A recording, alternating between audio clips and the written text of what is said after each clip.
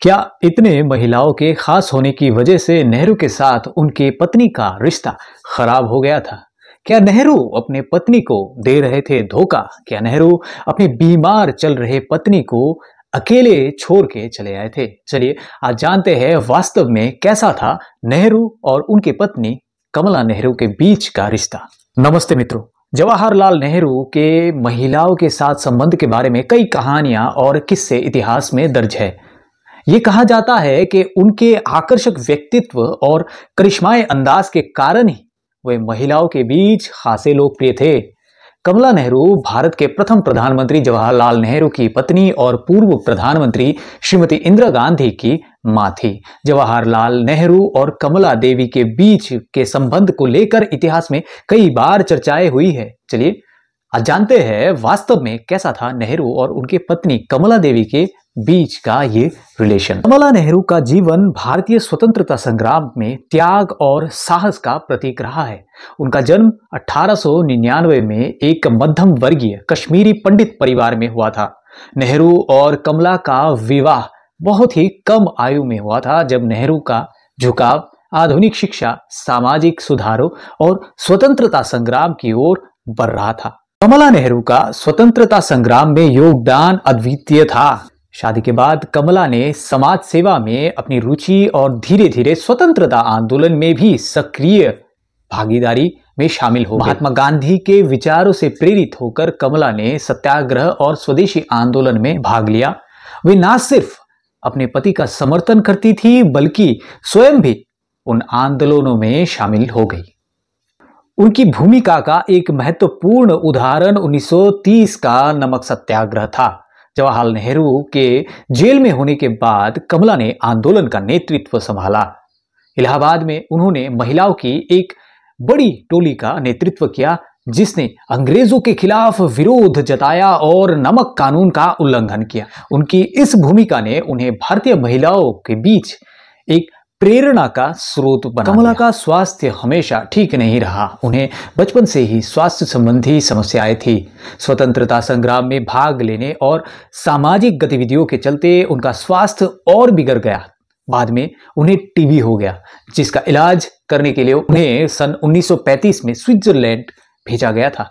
दुर्भाग्यवश वहां इलाज के दौरान ही उनकी मृत्यु हो गई। पंडित जवाहरलाल नेहरू और कमला नेहरू का रिश्ता थोड़ा जटिल था, जिसमें कई उतार चढ़ाव आए। जवाहरलाल एक स्वतंत्रता सेनानी, विचारक और आधुनिक भारत के निर्माता के रूप में अपने कर्तव्यों में बहुत व्यस्त रहते थे।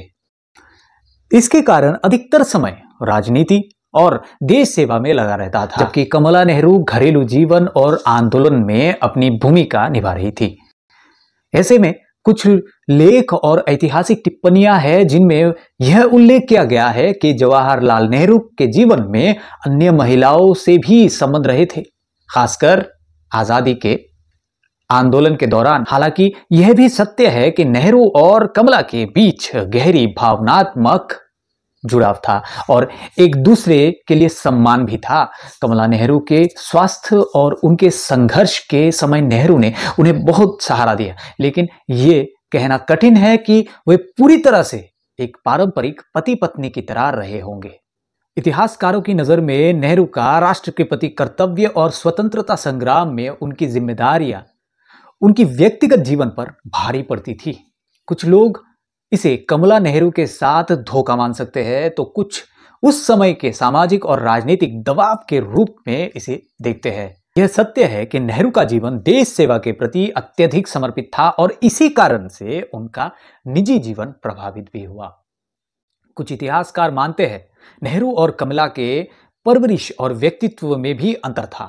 नेहरू का झुकाव पश्चिमी विचारों की ओर था, जबकि कमला अधिक पारंपरिक भारतीय मूल्यों से प्रभावित एक महिला थी। इस कारण से उनके बीच मानसिक और भावनात्मक दूरियां बढ़ी और कई बार यह महसूस हुआ कि नेहरू अपनी पत्नी के विचारों और भावनाओं को पूरी तरह समझने में असफल रहे।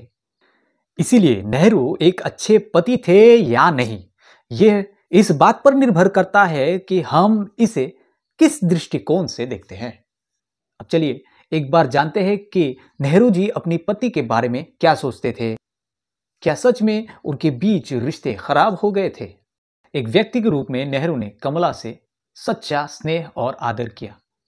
सन 1934 के अंतिम महीनों में सेहत खराब होने के बाद उनकी देखरेख के लिए इलाहाबाद के स्वराज भवन में डिस्पेंसरी बनवाई गई। नेहरू उस वक्त देश के कई अलग अलग जेलों में बंद रहे। अपनी आत्मकथा में वो खुद 1934 के अगस्त महीने का जिक्र करते हैं, जब उन्हें 11 दिनों के लिए देहरादून जेल से छोड़ा गया ताकि वो अपनी बीमार पत्नी को देख सके। अपनी आत्मकथा के अध्याय 11 दिन में वो विस्तार से जो लिखते हैं, उससे कोई भी अनुभव कर सकता है कि अपनी पत्नी को खो देने का डर उन्हें कैसे परेशान रखता था। 11 दिन पत्नी के पास रहने के बाद उन्हें नैनी जेल में फिर से डाल दिया गया। अपनी आत्मकथा के फिर जेल में अध्याय में नेहरू बताते हैं कि किस तरह कमला की फिक्र ने उनके दिमाग से राजनीति को एकदम से निकाल के रख दिया था। इसके बाद नेहरू को अल्मोड़ा जेल में शिफ्ट कर दिया गया ताकि वो पास ही के भुवाली में इलाज करवा रहे अपनी पत्नी से मुलाकात करते रह सके। खुद नेहरू लिखते हैं कि 3.5 महीने में वो 5 बार कमला नेहरू से मिल सके, जबकि भारत मंत्री सर सैमुअल होर अक्सर ये कहते रहते थे कि नेहरू को हफ्ते में 1 या 2 बार पत्नी से मिलने दिया जाता था। इसी अल्मोड़ा जेल में नेहरू ने अपनी आत्मकथा का अंत किया और उपसंहार में तारीख 25 अक्टूबर 1935 को लिखा कि पिछले महीने मेरी पत्नी भुवाली से यूरोप इलाज कराने गई है। उसके यूरोप चले जाने से मेरा मुलाकात करने के लिए भुवाली जाना अब बंद हो गया है।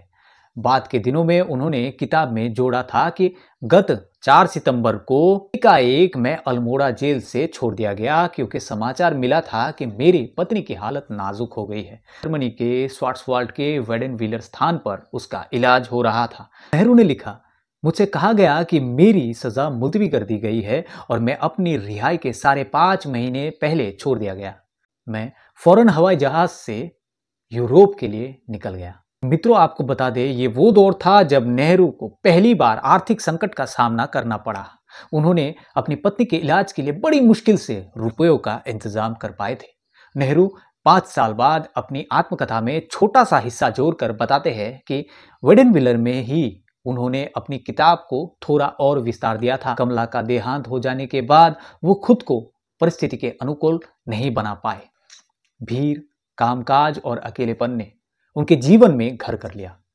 आत्मकथा से ही साबित होता है कि नेहरू का अपनी पत्नी से कितना प्रेम था। उनकी आत्मकथा में इस बात का जिक्र भी मिलता है कि स्वतंत्रता संघर्ष में व्यस्तता के बावजूद नेहरू कमला का इलाज कराने के लिए उनके साथ में कोलकाता तक की यात्रा करते थे। और तो और इससे पहले 1925 में कमला का कई महीनों तक लखनऊ में इलाज हुआ, लेकिन जब डॉक्टरों ने साफ कहा कि उन्हें स्विट्जरलैंड ले जाना चाहिए तो नेहरू खुद अपनी पत्नी और बेटी इंदिरा को लेकर मार्च 1926 में बंबई से वेनिस के लिए रवाना हो गए। इस सफर में उनकी बहन और बहनों भी शामिल थे। जाहिर है कि वे अपनी पत्नी को लेकर बेहद संजीदा थे। वहां कमला नेहरू का इलाज स्विट्जरलैंड के जिनेवा और मोंटाना के पहाड़ी सैनिटोरियम में चला। नेहरू ने कमला नेहरू की अस्थियां भारत लाकर त्रिवेणी में बहाई, जिससे यह बात स्पष्ट होता है कि उनके मन में अपनी पत्नी को लेकर प्रेम और सम्मान अंत तक रहा।